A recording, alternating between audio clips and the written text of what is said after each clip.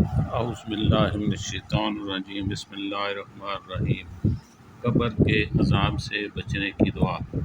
حضرت عائشہ رضی اللہ تعالیٰ عنہ سے روایت ہے کہ نبی کریم صلی اللہ علیہ وسلم دعا فرمایا کرتے تھے، اللہم رب جبرائیل و میکائیل و رب اسرافیل اعوذ بک من حر النار و من عذاب القبر۔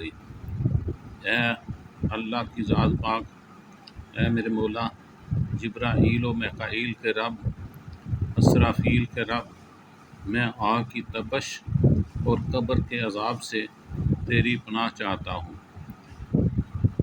اے اللہ ہماری یہ دعا قبول فرما اور ہمیں قبر کے عذاب سے بچا۔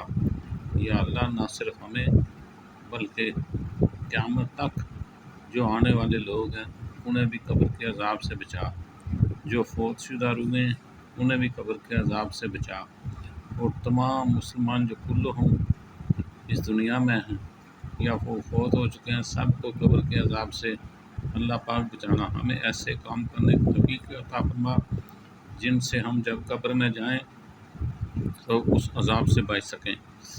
تو ایک بار دوبارہ دیکھ لیں کیا ہے قبر کے عذاب سے بچنے کی دعا۔ اللہم رب جبرائیل و میکائیل و رب اسرافیل اعوذ بک من حر النار و من عذاب القبر۔ اے اللہ جبرائیل و میکائیل کے رب، اسرافیل کے رب، میں آگ کی تپش اور قبر کے عذاب سے تیری پناہ چاہتا ہوں۔ آمین۔